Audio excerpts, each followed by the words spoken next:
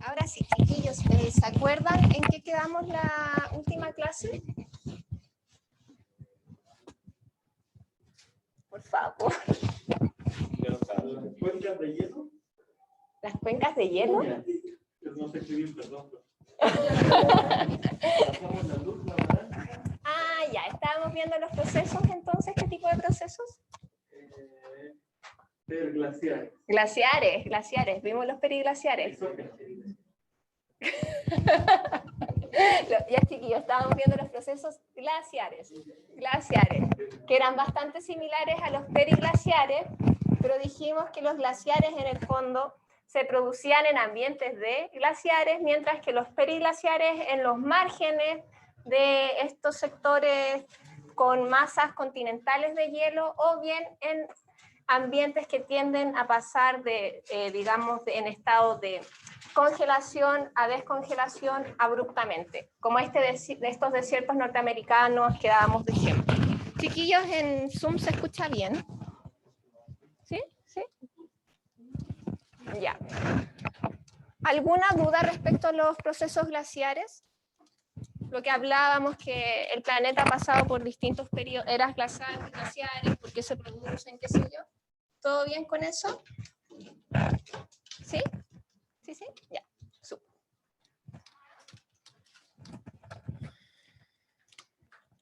¿Se acuerdan lo de las transgresiones marinas, todo? ¿Sí? ¿No hay ninguna duda hasta ahora? ¿No? Ya. Ya.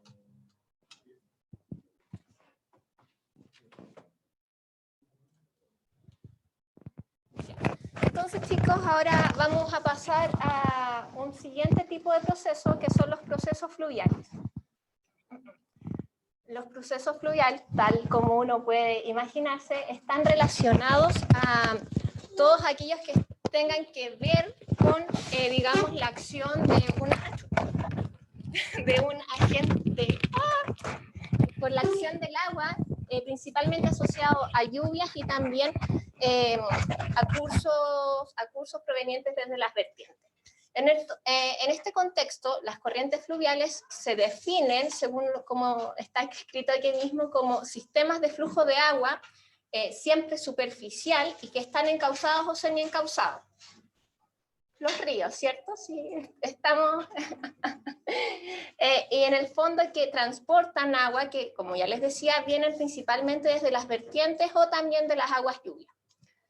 La energía de estos flujos de agua va a depender principalmente de la pendiente topográfica del emplazamiento, y los contenidos van a, digamos, estas masas de agua van a arrastrar una serie de materiales que se van a ir depositando tanto en el mar o en el lago, dependiendo de dónde desemboque esta corriente fluvial. Como les decía, se producen debido a eventos de lluvia o fusión nival, o en el fondo a eventos de deshielo, en el que el agua en el fondo no es retenida por la cobertura vegetal del emplazamiento en específico, y tampoco digamos, se infiltra en el sedimento, es decir, que la tasa de infiltración o el agua no tiene la capacidad de absorber, o sea, la tierra, perdón, o el sedimento, no tiene la capacidad de absorber el agua, y es por esto que ella comienza a correr por este curso.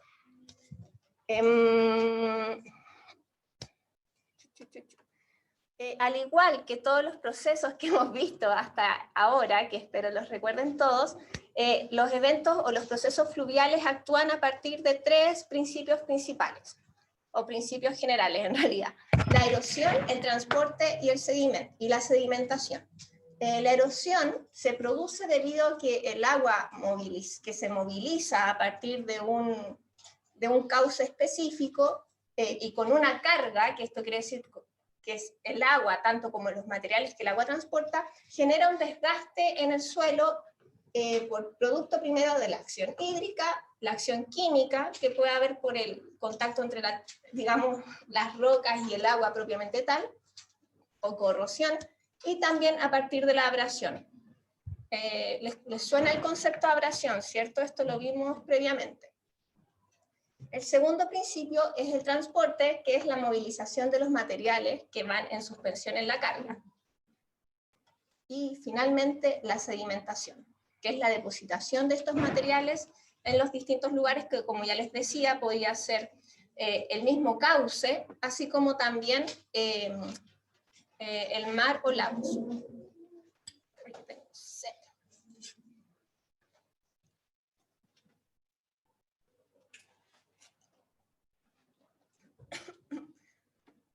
Algunos conceptos que son importantes para ver los procesos fluviales y que están bien vinculados también a los que vimos para los eventos periglaciares son los siguientes, y estos también no me acuerdo qué grupo fue, creo que fue el grupo 3 o el grupo 2, también hizo algunas definiciones de estos grupos. Oh, hay unos chicos que miraron con cara rara, quizás no me acuerdo.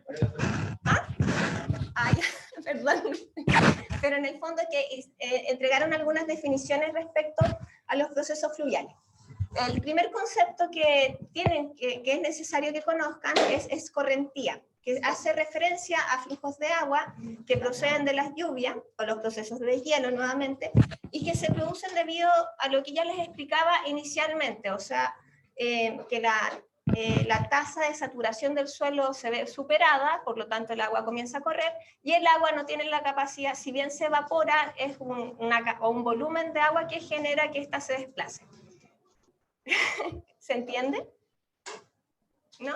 En el fondo, si llueve, el suelo o los sedimentos debiesen o tienden a absorber el agua.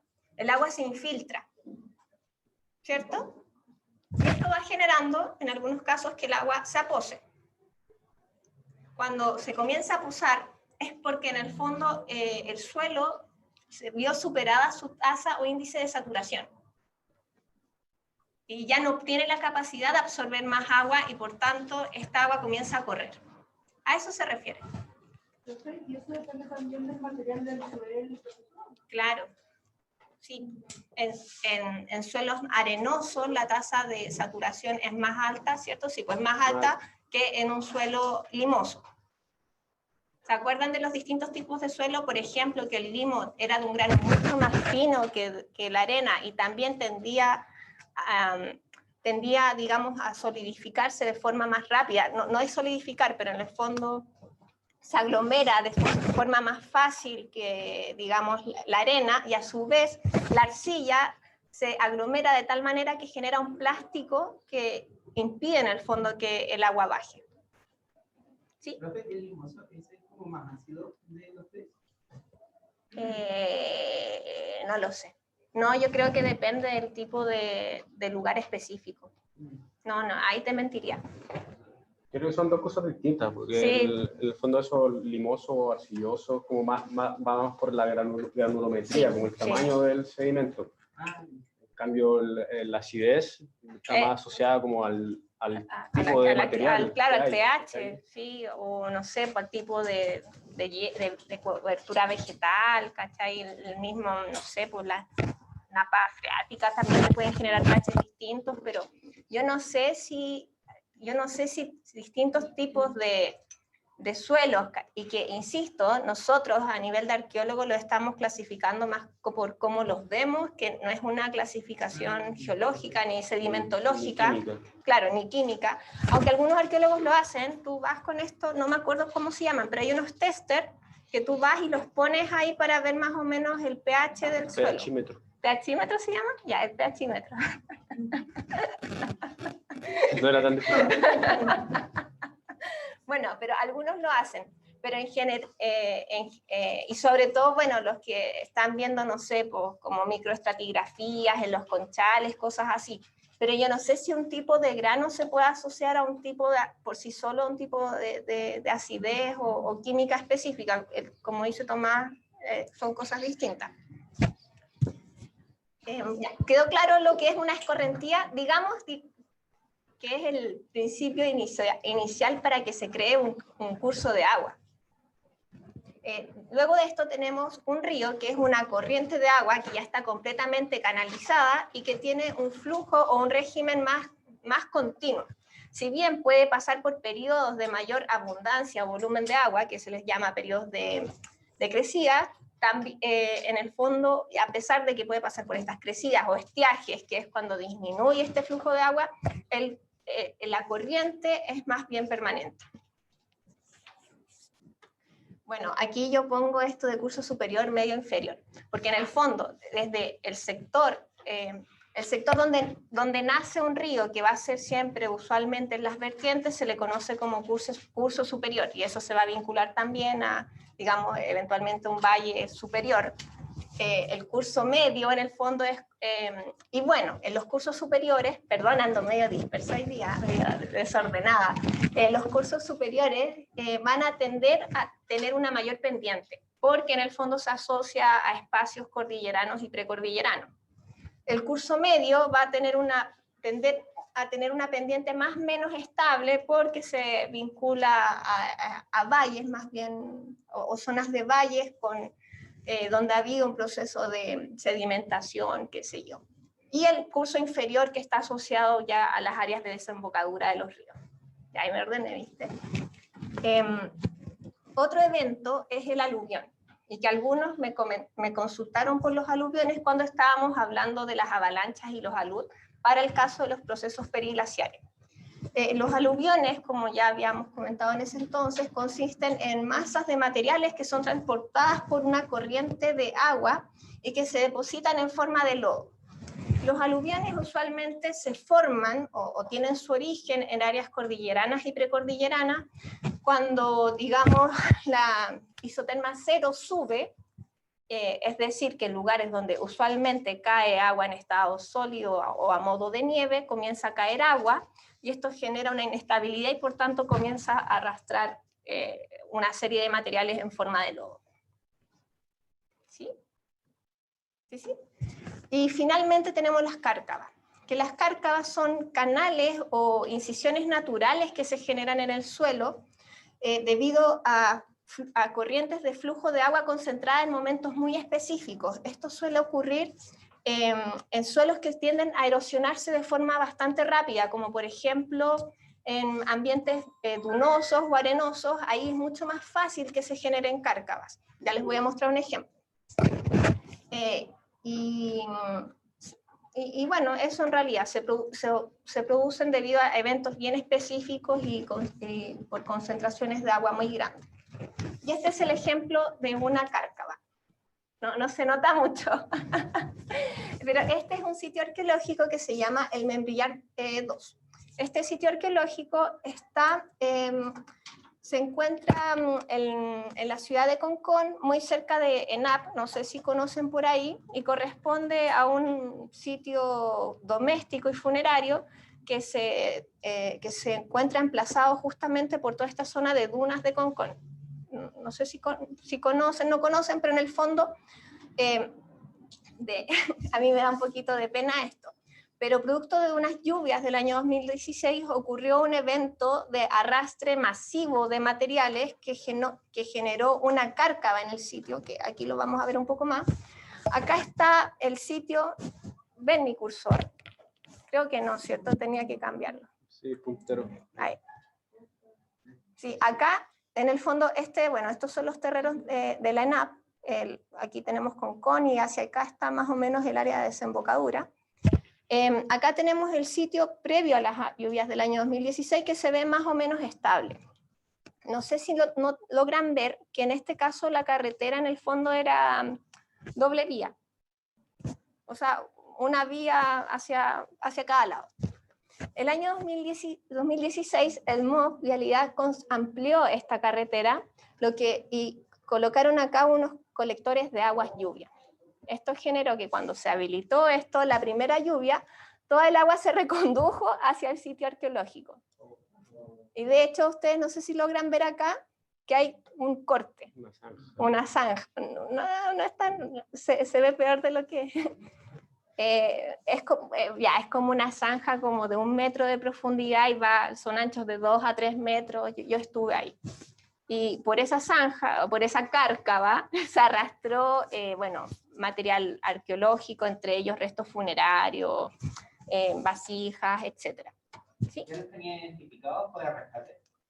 Este sitio ya estaba identificado, el Membrillar 2 se estudió por ahí por el año 1950, 1960 por Berdichevsky.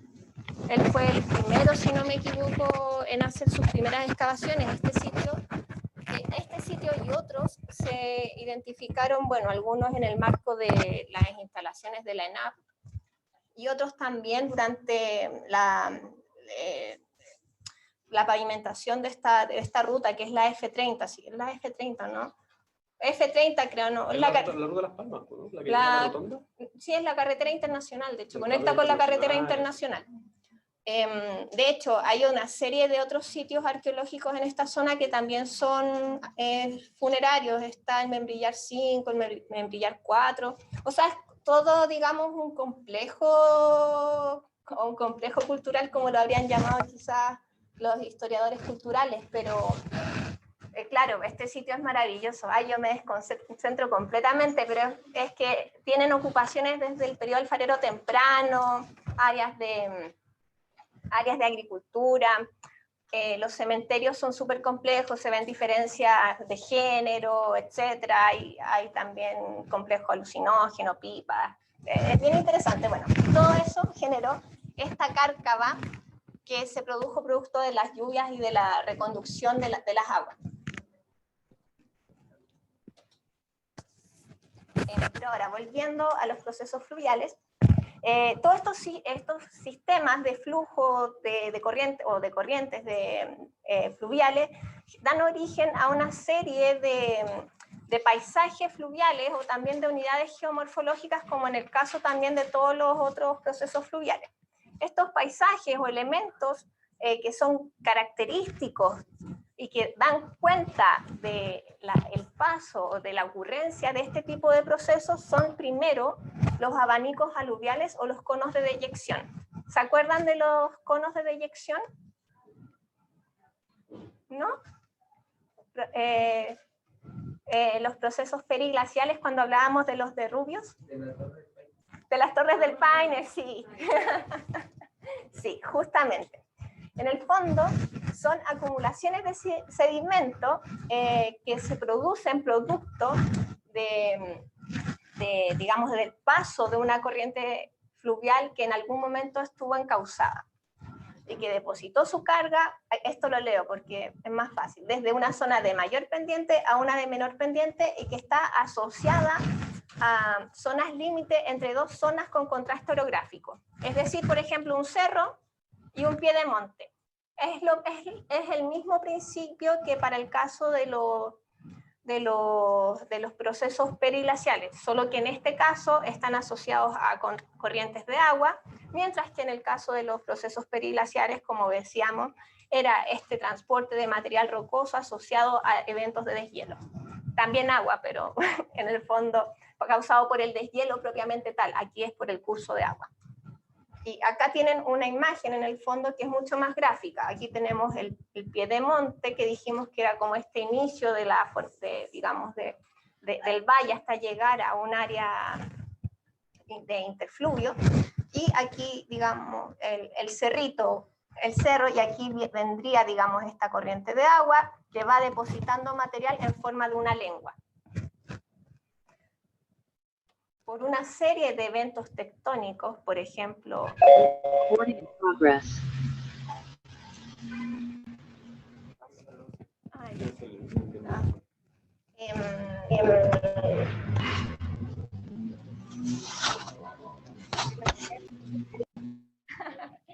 bueno, por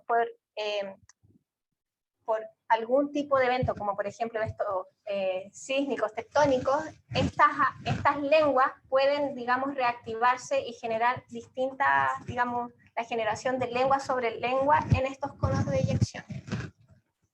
Aquí tenemos un ejemplo. Bueno, esto es en Argentina, pero aquí se ve súper claro como por la quebrada iba la corriente fluvial, la corriente de agua, que transportó material, el cual se fue acumulando, y aquí al perder, digamos, cuando se comienza a perder la pendiente, la corriente pierde la fuerza y va transportando cada vez menos material rocoso o sedimento, y eso genera esta lengüita que se ve acá. No sé si lo logran ver.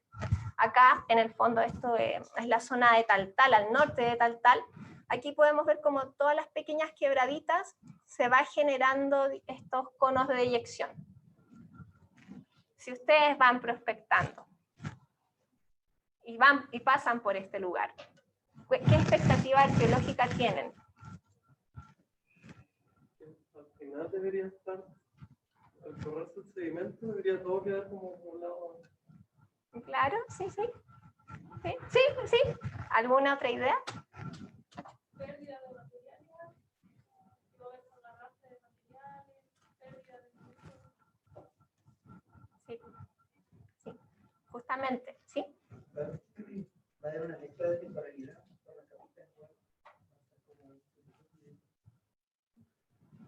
Claro, o también podríamos pensar que quizás esos sectores no eran ocupados, porque en el fondo el ser humano no se va a sentar en aquellos lugares donde hubo una corriente fluvial previamente, o bien que pueden haber avalanchas.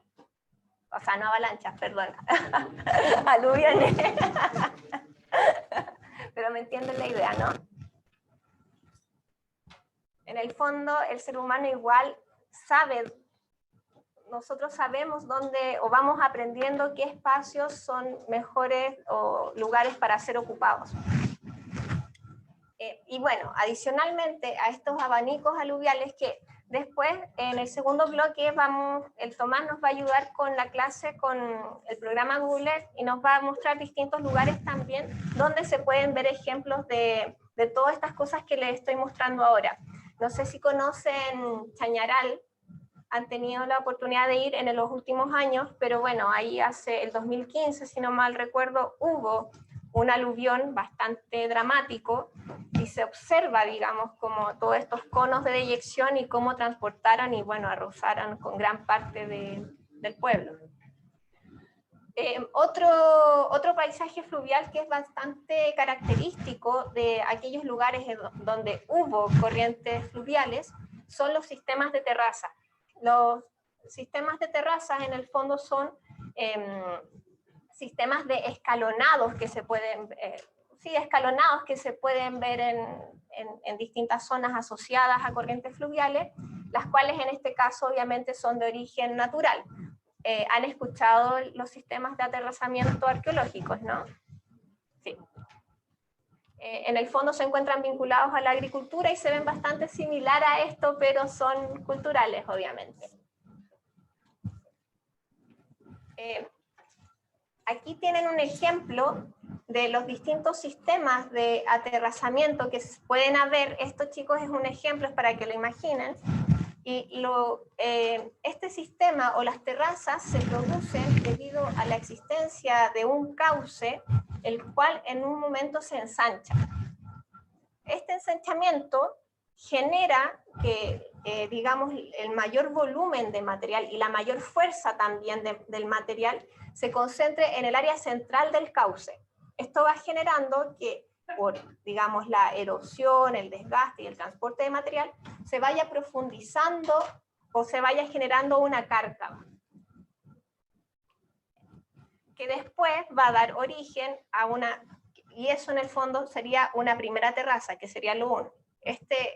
No se ve muy bien acá, pero sería esto de acá. Esto de acá nos hablaría de un primer ensanche que habría dado origen en un momento a esta, digamos, a esta fuerza o a esta cárcava que se produce, que va aumentando la profundidad del cauce. Y después nuevamente se ensancha y nuevamente se hace una hendidura. No, yo por eso quería un poco explicar esto.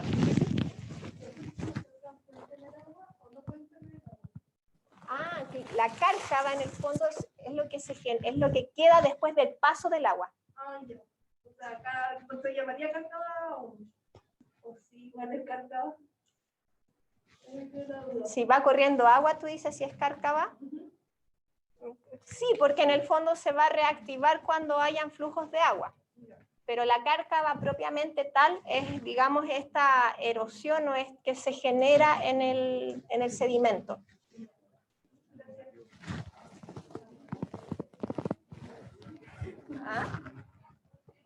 Espérate, acá Si Rayo ven en el chat. Sí, hay que soltar el mouse. ¿Sí? Se ve. Ah, ya. Ya. Voy a hacerlo acá mejor. Ya, en el fondo, imaginen que tenemos un curso de agua. ¿Ah? Con pluma. Que tenemos un curso de agua. Ay, que está así, ¿cierto? Digamos que por acá va el agüita, ¿cierto? Hermoso. Ya, pero ¿se nota o no? Hay que soltar. Ya. Sí, se ve buena. Lo que va a pasar es que yo les decía que en algún momento va a haber un ensanche de este cauce, se va a ensanchar a chutar. Y esto va a generar que vaya, ay, ahí esta parte de acá olvídenla, pero es que es difícil dibujar con esto, que eventualmente la mayor fuerza de transporte se va a concentrar acá, al medio. ¿Sí? Esto va a generar que la Tierra, gracias. Esto va a generar una hendidura, digamos, en el cauce, producto que la mayor fuerza de transporte se concentra en el medio del cauce. ¿Sí? Imagínense que después esto se seca y lo que ustedes van a ver es esta terraza y después van a ver esta otra terraza. ¿Se entiende un poco más? Y bueno, estas imágenes muestran ese proceso, pero a lo largo del tiempo. Y que esta generación de terrazas va a depender de distintas cosas, de, digamos, las pendientes, la orografía, etc.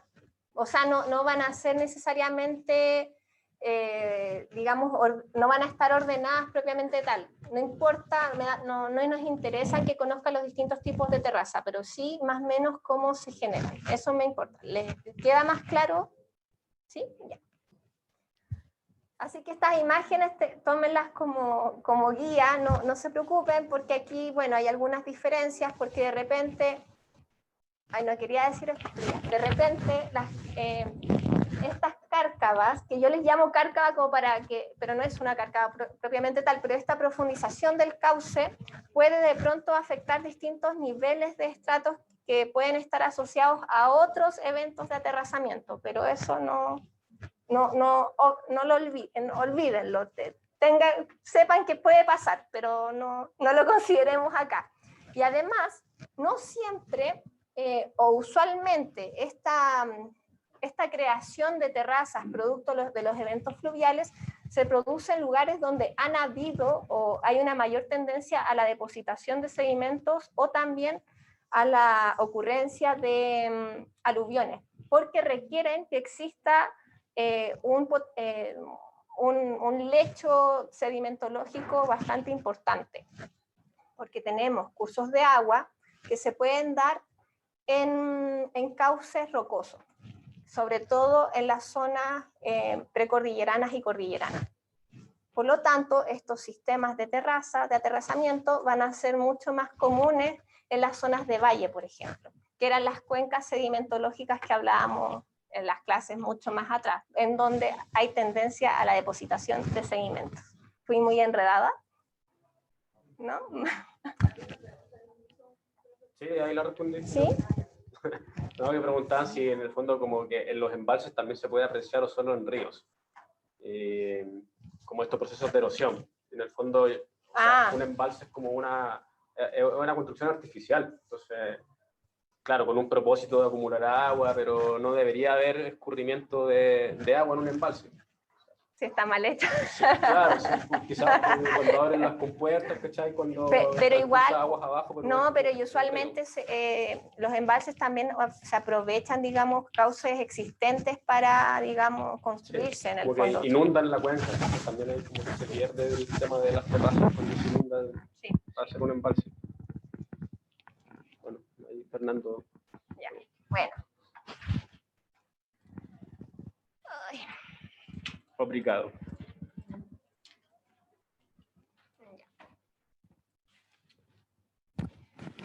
Aquí hay un ejemplo más gráfico de los que les explicaba recién, digamos, aquí tenemos la primera fase, digamos, en un valle donde no hay un sistema de terrazas. Aquí aumenta el tamaño del cauce, lo que genera la creación de una segunda terraza y una tercera terraza. Aquí creo que se entiende un poco más. Aquí igual, lo mismo, terraza 1, entonces podemos, esta imagen, ¿qué nos dice? O ¿qué nos habla de la existencia de distintas terrazas? Que en algún momento, quizás hace miles de años atrás o cientos de años atrás, hubo un curso de agua en este lugar, que estuvo este ancho en algún momento, y que después fue disminuyendo y que fue bajando hasta que el que conocemos actualmente. ¿Qué dijo? Que no le... Sí, es como el Gran Cañón.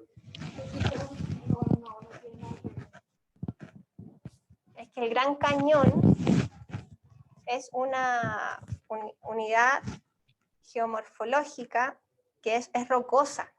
Y como les decía, los sistemas de aterrazamiento se producen en lugares donde hay sedimentos, donde hay cuencas sedimentológicas donde se han acumulado durante miles de años también, y donde hay tendencia a que se generen también estas avalanchas, aluviones, perdón, que también van aportando material para material sedimentológico, ¿cachai? El Gran Cañón no. Yo creo que el Gran Cañón, ¿qué dice ahí? No, sí estoy leyendo. Que está asociado como a un río. Claro, pero no es una terraza propiamente tal. El Gran Cañón es un evento erosivo, o sea, erosivo de la roca. ¿Cachai? Las terrazas están asociadas siempre a la movilización de sedimentos, o digamos a la erosión de los sedimentos del suelo. Por eso les decía que no son comunes este tipo de formación en cauces rocosos. Tiene que haber suelo. Sí, suelo tiene que haber suelo orgánico. Los suelos, claro, tierra. Sí, no roca. Sí. Y aquí es un ejemplo de un análisis arqueológico, bueno, en el río Turrilla, en España, en donde ellos hacen un estudio del valle y comienzan a identificar las distintas terrazas a partir, digamos, de los carbonatos que pueden encontrar asociados a que en algún momento hubo un flujo de agua, e hicieron una correlación de estas distintas terrazas con las distintas ocupaciones arqueológicas que fueron encontrando. ¿Y qué pasó? Si yo ¿qué esperarían ustedes como arqueólogos? Si en el fondo, lo que yo les decía, que esta primera terraza nos dijo que en algún momento todo esto fue un cauce de agua, y que en el fondo, a lo largo del paso del tiempo, se fueron generando nuevas terrazas que dan origen, digamos, al cauce actual. ¿Sitios a dónde? Por debajo, de la terraza 2 hacia abajo, lo más probable es que no hayan sitios, pero si los hay, que sean de ocupación más tardía que los de la terraza 1. Claro, que es exactamente lo que pasó acá en Turilla. Muy bien, muy bien. Así que eso. Y algo, para que lo tengan más o menos, lo anoten por ahí, el área que está asociada justamente, o este terreno que se encuentra asociado al cauce o a la corriente fluvial actual, se le denomina llanura aluvial.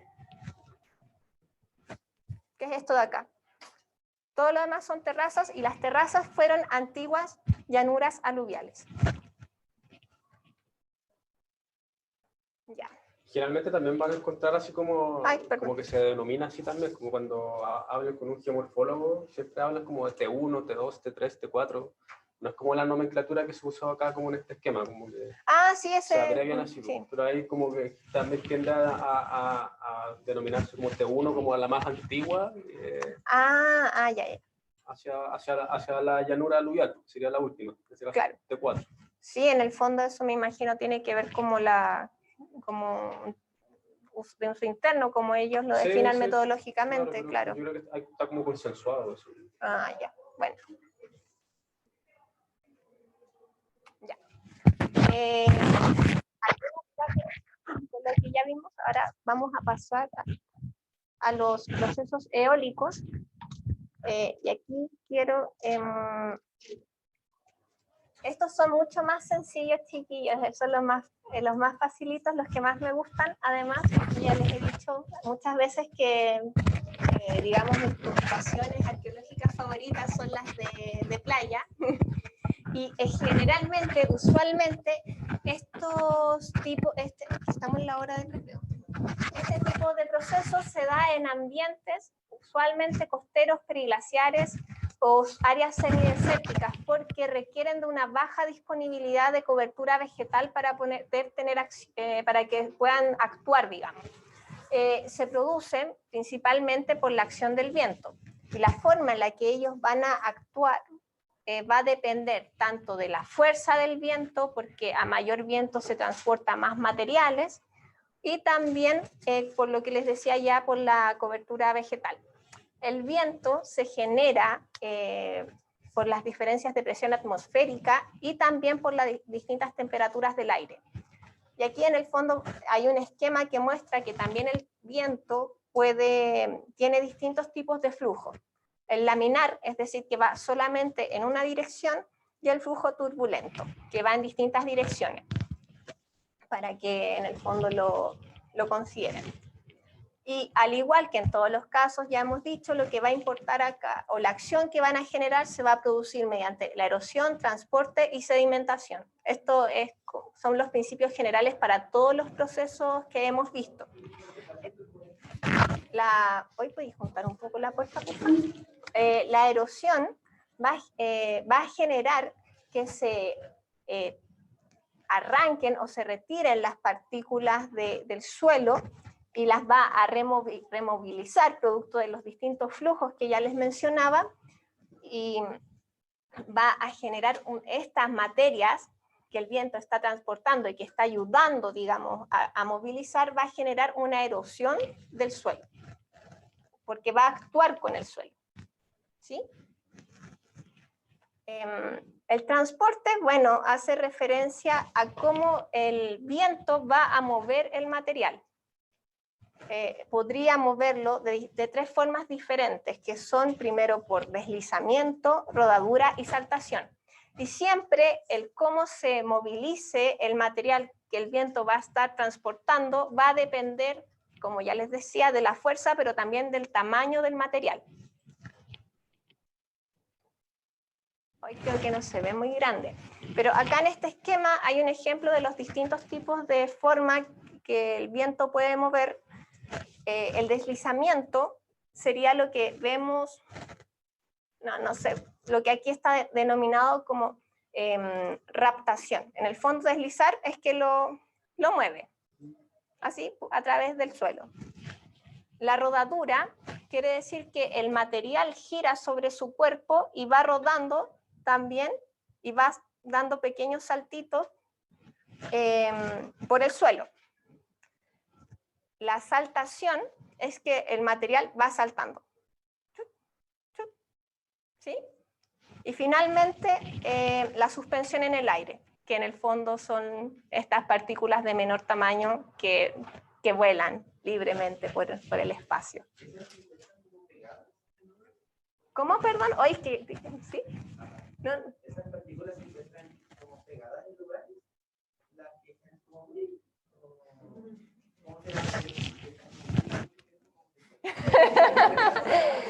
o sea, en el fondo, va a depender del viento. Si en el fondo tienes una corriente o un flujo actuando de forma activa siempre, estos materiales de menor tamaño se van a encontrar siempre en suspensión.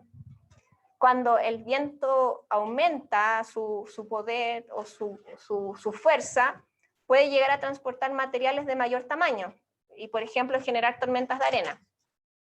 Y cuando disminuye su acción, va a haber menor material particulado o en suspensión. Va a depender siempre del tipo de grano, pero claro, si en el fondo el viento está siempre actuando, uno esperaría que siempre haya material en suspensión. Como en el norte le llaman las colas del diablo, ¿no? Ah, sí, pues. En el norte, no sé si Sí. se han ido a la Pampa hasta madrugada, Sí. los desiertos de Atacama, como que generalmente la tendencia es que como a las 12 del día se levanta el viento. Entonces cuando uno va en la mañana, como que es la hora como va a trabajar, porque de las 12 se levanta mucho viento. Y, son como unos torbellinos. sí, allá la gente les puso la cola del diablo, porque es como una colita de diablo que como que nace en el suelo, pero es como un remolino, ¿cachai? Como un remolino que cada uno ve, claro, pero es como allá a gran escala, ¿cachai? Y que si te pilla justo, claramente ahí es peligroso porque es material de suspensión, ¿cachai? De gran altura. Entonces, como que hay como por toda la tarde en el desierto, sí. Sí, ¿no? Y tormentas de arena, sí, sí. No, son rígidos, pero esos, bueno, ¿cómo se llaman? Colita del diablo. Esas colitas del diablo se producen por flujos turbulentos, que son estos que veíamos acá que iban como para cualquier lado. Claro, como que vienen en dos direcciones Sí. opuestas. Y es como que... sí. Ya. Bueno, y la sedimentación que no lo habíamos dicho, que en el fondo ocurre por cómo se va reagrupando este material, porque en el fondo que exista este material, ya sea en suspensión o en saltación, que va saltando, o en deslizamiento, va a generar que todo el material que el viento tiene la capacidad de movilizar se vaya transportando y reagrupando y formando distintas unidades geomorfológicas. En el fondo, el viento acá es lo que siempre va a dar acción a la creación de paisajes eólicos específicos. ¿Y cuáles son estos paisajes eólicos específicos? Son las cubetas de deflación, que son áreas que pueden ser áreas deprimidas o no. Deprimidas, como lo hablábamos la otra vez en la clase, que en el fondo... en el fondo que va a tender a generar una cuenca, digamos, no deprimidas de tristes. Es que, ya.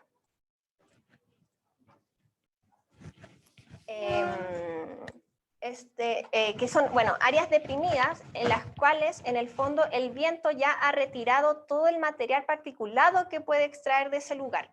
En el fondo, las cubetas de deflación son áreas de roca natural expuesta en sectores donde se ve acumulación sedimentológica o que están rodeadas por sectores de acumulación sedimentológica, pero que ahí ya no queda material por extraer, producto de la acción del viento. Aquí, por ejemplo. En el fondo aquí pueden ver, se ve que aquí hay arenita, ¿cierto? Disponible. Pero acá se observan que hay lugares desprovistos de arena que el viento ya removió. O sea, el viento ya no puede sacar más sedimentos de ahí. Hay material más grueso ahí. Claro, que el viento no claro, es roca firme. Eso va a generar, en una mayor escala, va a generar los desiertos tipo reja. En el fondo, un desierto tipo REC se le denomina a estas cubetas de deflación de extensiones kilométricas, las cuales están en el fondo o hacen referencia a sectores en donde el viento ya no tiene la capacidad de sacar sedimentos y solamente ha dejado en su superficie las rocas de mayor tamaño que les señalaba el Tomás. Entonces, la cubeta de deflación propiamente tal son los sectores más específicos en donde uno puede ver que hay esta zona sin material en granos, digamos de granos pequeños para ser movilizados, y el desierto pedregoso o tipo REC, que en Chile hay mucho, consisten en estos desiertos o en estas áreas que son, digamos, una serie de cubetas de deflación asociadas también a la existencia de material rocoso en superficie, ya sea en bloques o la roca natural propiamente tal. Es súper importante en arqueología que puedan identificar estos espacios, porque eso después lo vamos a ver más adelante, va a dar cuenta de distintos tipos de comportamientos de los sitios arqueológicos en virtud del tipo de desierto en el que uno los encuentre. A diferencia de los desiertos tipo REC, tenemos los desiertos arenosos o los tipo ERG, que son en el fondo todos estos campos dunares o de grandes extensiones de arena y que tienen mil formas diversas, digamos, y que están asociados a los desiertos cálidos y también a las costas arenosas. En el caso de aquellos que están asociados a las áreas de costa, y también va a pasar con lo de las dunas, usualmente se encuentran vinculados a áreas de desembocadura. ¿Por qué? Porque para la existencia de estos ambientes se requiere de la formación constante o del aprovisionamiento constante de material que dé origen a estas áreas, porque en el fondo, si fuera un proceso no dinámico, un proceso no puede no ser dinámico. Si esto no fuera un proceso y si no fuera algo dinámico, tendríamos que en un principio hubo desierto y hubo material arenoso disponible y que la acción del viento fue tal que se lo llevó y no tuvo la capacidad de regenerarse a sí mismo. Es por eso que en las áreas de desembocadura, en donde tenemos cauces que están removilizando material y trayendo material desde las vertientes y lo vienen arrastrando, qué sé yo, también traen consigo sedimentos, nuevos sedimentos que permiten la regeneración de estos ambientes de dunas específicamente. Y bueno, y las dunas, que son estos montículos dinámicos asociados a este tipo de ambientes arenosos. Bueno, aquí ya lo habíamos visto. Este es el desierto blanco en Egipto, que aquí teníamos una cubeta de deflación, en donde se ven espacios aún con disponibilidad de sedimentos de menor tamaño que puedan ser removilizados por la acción del viento. Y aquí tenemos un desierto tipo ERG, que igual tiene unas pocas coberturas vegetales y que corresponde al sector de Ujina, en la región de Tarapacá. ¿Cuál es la gracia acá? Que como no, o lo que quiero que les quede más o menos en la memoria, es que en los desiertos tipo REC no hay depositación de sedimentos. Si no hay depositación de sedimentos, no hay estratigrafía tampoco, ¿cierto?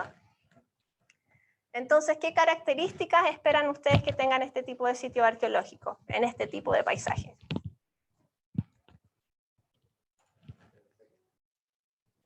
¿Cómo? Sí, también. ¿Pero tú irías a hacer un hoyo aquí?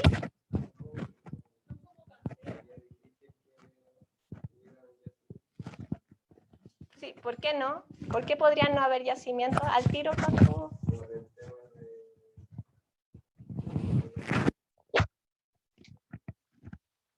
¿De qué tipo de recursos? Perdón, es como para...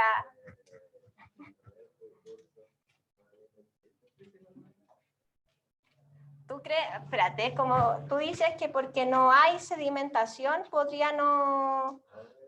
Lo que yo estoy diciendo es que aquí no hay sedimentación, no hay creación de suelo. ¿Sí? Creo que de que vaya sedimentación como que encontrarían como yacimientos bajo la tierra como que si fueran a hacer... Justamente.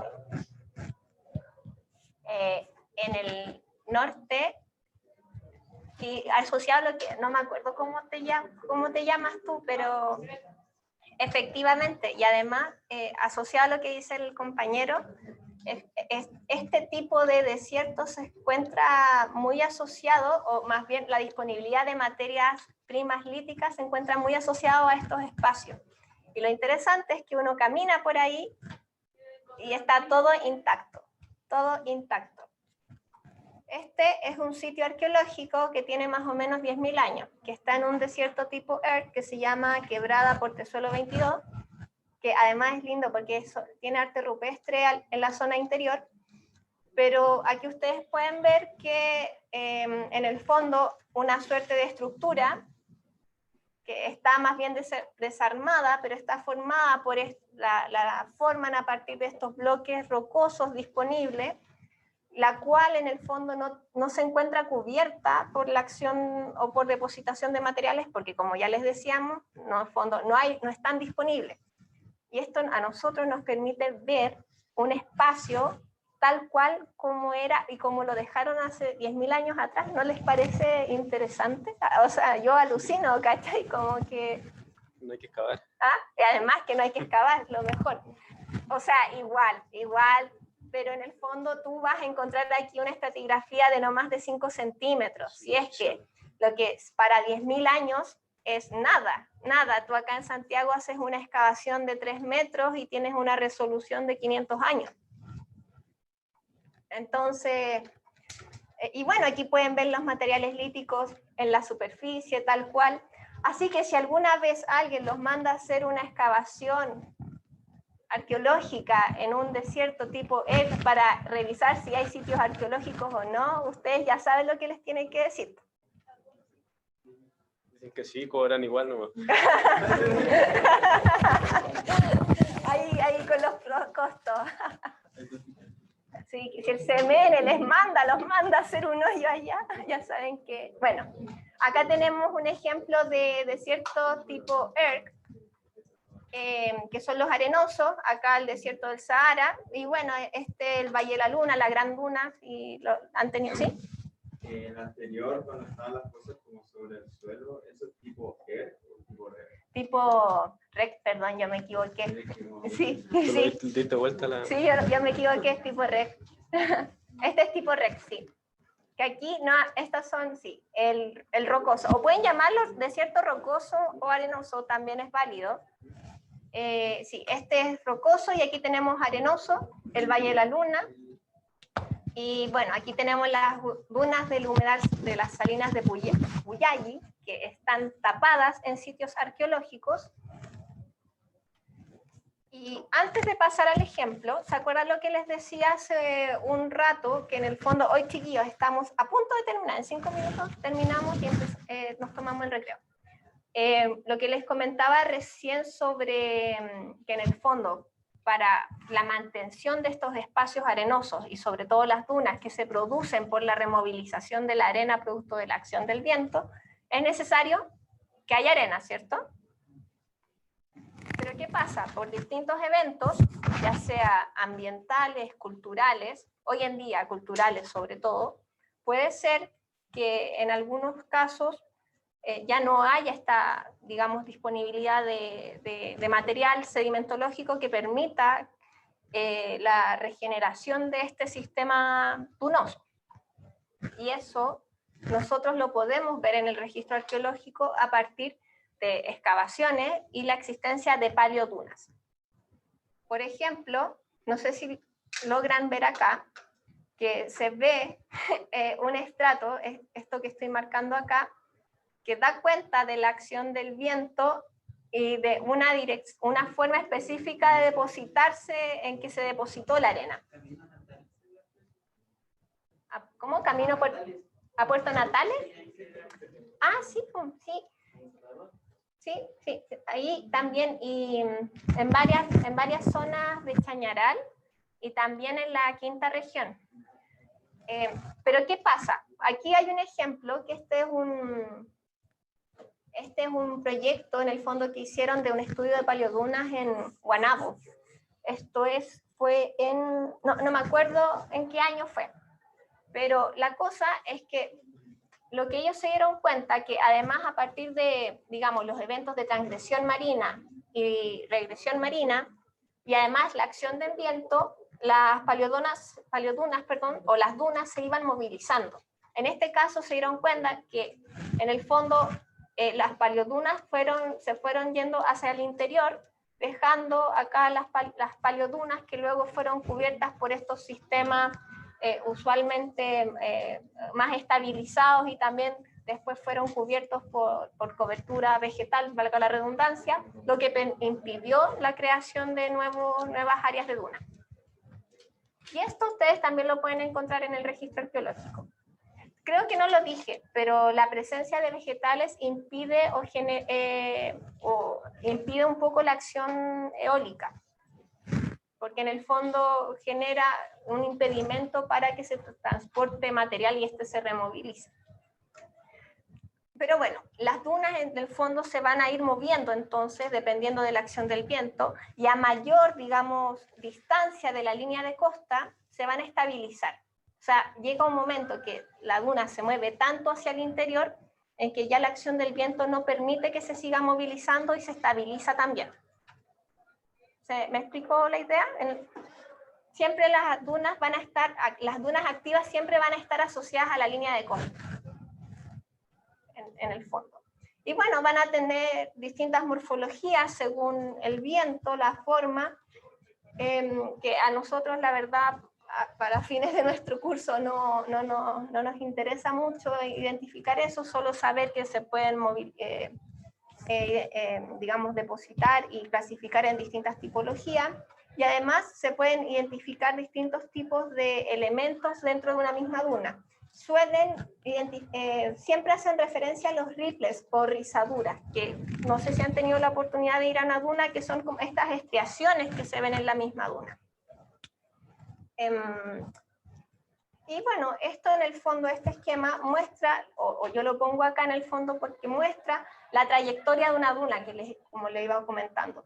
En el fondo tenemos el viento, la acción del viento, que va haciendo que el material se vaya movilizando, ya sea por saltación, rotación o arrastre, y que va a generar que los montículos se vayan moviendo hacia, en el sentido de la dirección del viento. ¿Sí? ¿Sí? ¿Sí? Ay. Y en este caso, ¿qué esperan de los sitios arqueológicos?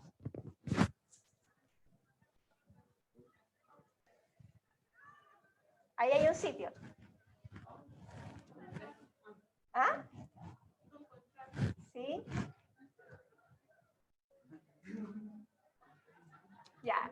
Si seguimos lo que... ¿Ah? Eventualmente quede cubierto por una duna. Justamente.